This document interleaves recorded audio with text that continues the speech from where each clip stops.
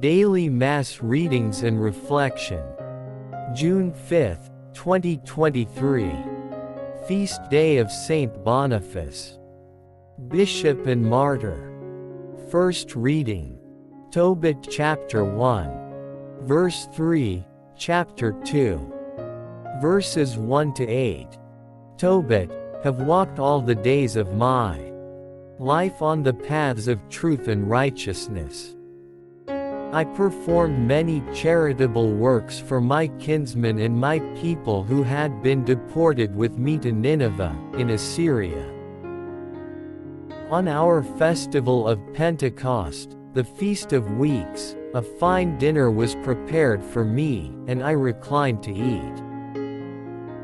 The table was set for me, and when many different dishes were placed before me, I said to my son Tobiah, "My son, go out and try to find a poor man from among our kinsmen exiled here in Nineveh.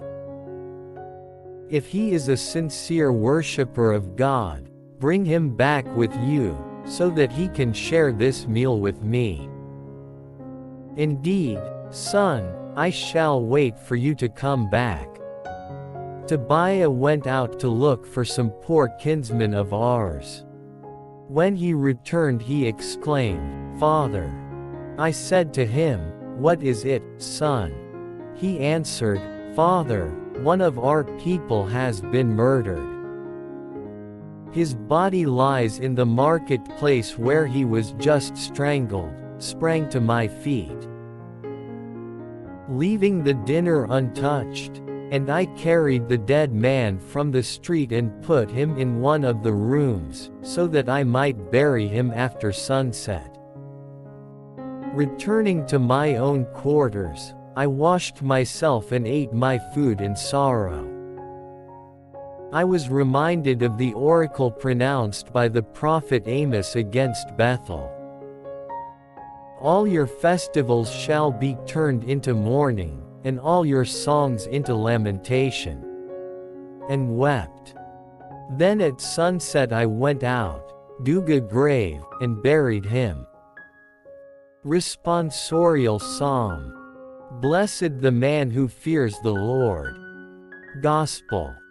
Mark chapter 12, verses 1 to 12. Jesus began to speak to the chief priests, the scribes, and the elders in parables. A man planted a vineyard, put a hedge around it, dug a wine press, and built a tower. Then he leased it to tenant farmers and left on a journey. At the proper time he sent a servant to the tenants to obtain from them some of the produce of the vineyard. But they seized him, beat him, and sent him away empty-handed. Again he sent them another servant. And that one they beat over the head and treated shamefully. He sent yet another whom they killed. So, too, many others, some they beat, others they killed. He had one other to send, a beloved son. He sent him to them last of all, thinking, "They will respect my son." But those tenants said to one another, "This is the heir.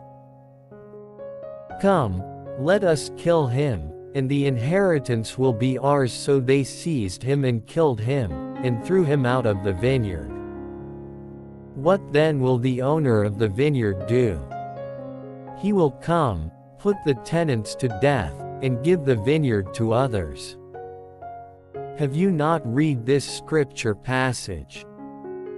The stone that the builders rejected has become the cornerstone. By the Lord has this been done, and it is wonderful in our eyes.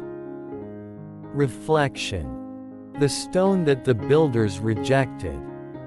This parable can also be retitled The Parable of the Generous Farmer. The farmer symbolizes God the Father, sowing love in planting a vineyard, ensuring its growth by digging a pit for the winepress. monitoring safety and productivity by building a watchtower and a wine press, and entrusting them to the care of others by leasing it to tenants. Jesus must have used the parable of the wicked tenants to portray the reality of the Father's love for humanity and the ungrateful response of the human family to this great love. In the Gospel account, Jesus must have felt what awaits him. To be rejected, beaten, crushed, and killed as a consequence of his mission, thus the emphasis on what the tenants would do to the son of the landowner. How open are we to welcome his only begotten Son, the stone that the builders rejected, as the messenger of God's love for us. How do we respond to God's great love for us and for all creation?